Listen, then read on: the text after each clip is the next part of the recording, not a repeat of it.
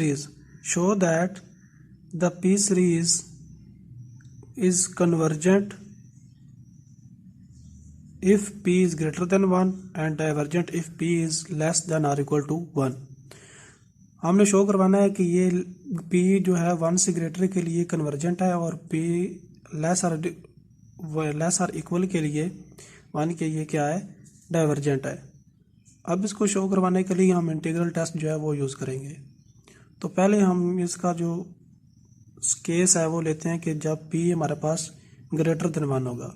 तो इससे पहले इंटीग्रल टेस्ट को यूज़ हम क्या, उसके लिए क्या 3 चीज़ें होनी चाहिए. फंक्शन जो है वो हमारे पास क्या होना चाहिए, कॉन्टीन्यूस होना चाहिए, पॉजिटिव होना चाहिए, कॉन्टीन्यूस हो, पॉजिटिव और क्या हो, डिक्रीजिंग हो. तो ये 3 चीज़ें होंगी तब हम इंटीग्रल टेस्ट यूज़ करेंगे. तो देखें ये जो फंक्शन है ये P की आप वैल्यू पुट करते जाएं 1 के लिए, ग्रेटर देन 1 के लिए, या P की कोई वैल्यू पुट करना है, ये हमारे पास क्या होगा, कॉन्टीन्यूस भी है. यहाँ से हम दे सकते हैं कि ये हमारे पास नीचे 2 आ रहा है, 2 सारी वैल्यूज़ क्या है, पॉजिटिव हैं, तो ये फंक्शन पॉजिटिव है और इसकी वैल्यू जो है वो डिक्रीज़ हो रही है, तो ये डिक्रीजिंग भी है. तो तीनों होते हैं, इसका मतलब इसके पे हम इंटीग्रल टेस्ट अप्लाई कर सकते हैं. अब हम इसको देखेंगे for P is equal to 1 के लिए, P इज ग्रेटर देन 1 के लिए हम देखेंगे P इज ग्रेटर देन 1 के लिए. अब 1 के लिए देखेंगे तो हमारे पास फंक्शन है वो क्या है, f of x is equal to 1 over x की पावर p.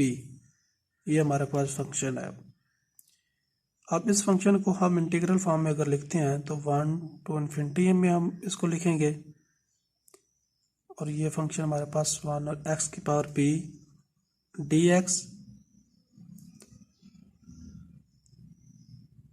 1 to infinity, इसको हम क्या लिख सकते हैं, x की पावर माइनस p dx लिख सकते हैं. अब इसको क्या करें, इंटीग्रेट करें और साथ इस पे लिमिट भी अप्लाई कर दें. तो क्या करते हैं, यहाँ पे लिमिट भी साथ ही अप्लाई कर देते हैं. लिमिट यहाँ पे b क्या लें, इसको वो इन्फिनिटी को अप्रोच करेगी और इसका जब इंटीग्रेशन इसकी करेंगे तो वो क्या बनेगा, x माइनस पी प्लस 1 और नीचे यही आ जाएगा माइनस पी प्लस 1. और यहाँ पे b हमने इन्फिनिटी लिया है तो यहाँ पे क्या आएगा, b 1, यानी 1 से b इसकी क्या है, अपर और लो लिमिट है. अब ये जो हमारे पास आया है 1 ओवर 1 माइनस पी प्लस 1, ये क्या कांस्टेंट होता है, इसको बाहर लिख लेंगे. तो इसको हम बाहर जब लिखेंगे तो इसको लिख सकते हैं 1 माइनस पी और साथ इसकी आगे लिमिट b अप्रोचेज इन्फिनिटी और अंदर आ गया ये. इसको अगर हम इस तरह भी लिख सकते हैं 1 ओवर x की पावर, नीचे आएगा p प्लस का हो जाएगा और 1 माइनस का. तो इस तरह भी हम इसको लिख सकते हैं. तो इस तरह हमने लिख दिया इसको. अब क्या किया, नेक्स्ट में इस पे ये लिमिट अप्लाई कर दी 1 माइनस पी, या लिमिट को पहले ऐसे ही रहने दें. यहाँ पे इसकी जो है अपर और लो लिमिट अप्लाई की पहले, तो ये बनेगा 1 ओवर बी एक्स की तो वैल्यू हमने पुट कर दी 1 over B P minus 1 minus 1 put करेंगे तो ये 1 ही आ जाएगा.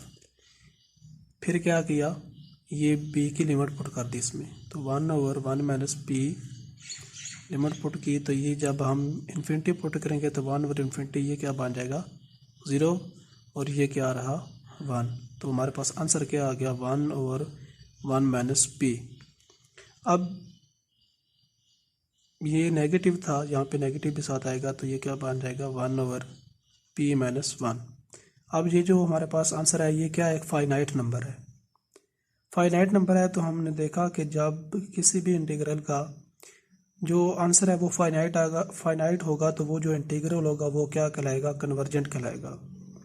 तो ये इंटीग्रल फिर क्या हो गया, कन्वर्जेंट. अगर ये इंटीग्रल कन्वर्जेंट है तो बाय इंटीग्रल टेस्ट जो इसकी सीरीज होगी वो भी क्या होगी, कन्वर्जेंट होगी. तो इसका मतलब है for P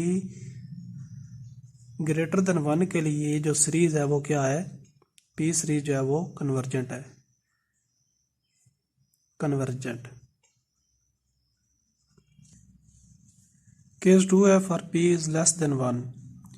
P less than 1 है तो ये क्या होगा, 1 माइनस पी जो होगा वो ग्रेटर होगा 0 के। अब यहाँ से हमने देखा था, यहाँ से अगर हम लिखते हैं इसको, ये था किस में कन्वर्ट हो जाएगा, 1 minus P limit B approaches infinity. अगर इसमें से हम कॉमन लेते हैं 1 माइनस, तो ये बन जाएगा माइनस पी, माइनस बन जाएगा प्लस का 1 जाएगा, 1 बन जाएगा तो ये मतलब बन जाएगा एक्स की पावर 1 माइनस पी, ये वाला। अब यहाँ पे ये नीचे आएगा तो नेगेटिव का होगा, ये यहाँ पे नेगेटिव का होगा। यहाँ पे हम क्या कर लिए, ये पॉजिटिव के लिए नेगेटिव का था, तो जब हम नेगेटिव कर लिए तो ये क्या बन जाएगा, पॉजिटिव। तो ये पॉजिटिव बन के ये क्या आ जाएगा ऊपर, तो इसको हम लिखेंगे ऊपर फॉर द नेगेटिव के लिए। तो ये बन जाएगा एक्स के पावर 1 माइनस पी, और साथ आ जाएगा इसके 1 टू बी।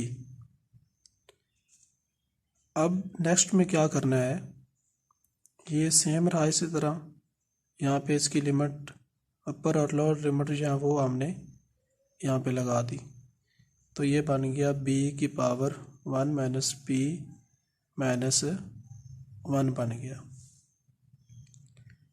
अब नेक्स्ट में किया 1 माइनस पी, यहाँ पे लिमिट अप्लाई की, b इन्फिनिटी है तो ये इन्फिनिटी बन जाएगा, ये इन्फिनिटी तो ये टोटल सारा क्या हो जाएगा, इन्फिनिटी।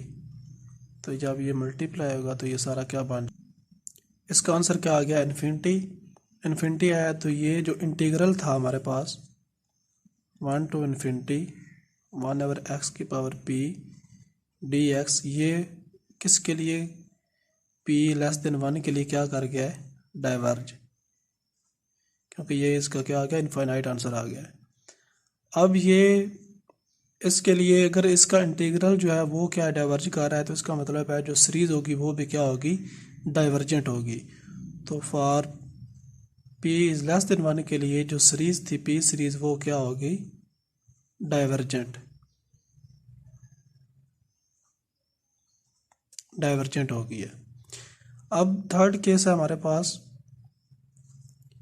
ये हमारे पास सेकंड केस था, ये थर्ड है p इज इक्वल टू 1 के लिए। 1 के लिए जब हम कैलकुलेट करेंगे तो ये जो सीरीज है ये क्या बन जाएगी, जब 1 के लिए करेंगे तो हमारे पास सीरीज जो थी n 1 to infinity 1 over n p, जब 1 के लिए करेंगे तो ये सीरीज क्या बन जाएगी, 1 plus 1/2 plus 1/3 plus up to 1 over n plus up to so on. तो ये 1 के लिए ये सीरीज बन जाएगी। अब ये वाली जो सीरीज है ये हमने पीछे पढ़ी थी, ये कौन सी सीरीज है, हार्मोनिक सीरीज है, हार्मोनिक सीरीज। और इसको हमने पहले प्रूव कर लिया हुआ है कि जो हार्मोनिक सीरीज होती है वो क्या होती है, डाइवर्जेंट होती है। तो इसका तो यहाँ से वैसे ही पता चल रहा है कि ये जो सीरीज है for p is equal to 1 के लिए ये जो सीरीज है p सीरीज वो क्या हो जाएगी, डाइवर्जेंट हो जाएगी। p series is divergence for p is equal to 1 के लिए। तो हमने तीनों केस में देखा कि जब p इज ग्रेटर देन 1 हमने लिया फर्स्ट केस में, तो तब हमारे पास ये जो सीरीज थी ये क्या हुई, कन्वर्जेंट होगी, क्योंकि इसका इंटीग्रल जो था वो क्या था, कन्वर्जेंट था। फिर हमने इसका सेकंड केस लिया, तो सेकंड केस में p लेस देन 1 के लिए इसका जो हमारे पास आंसर आया वो इनफाइनाइट आया, तो इसका इंटीग्रल इनफाइनाइट आया तो वो डाइवर्ज कर रहा था, तो जो सीरीज है वो भी क्या कर गई, डाइवर्ज कर गई।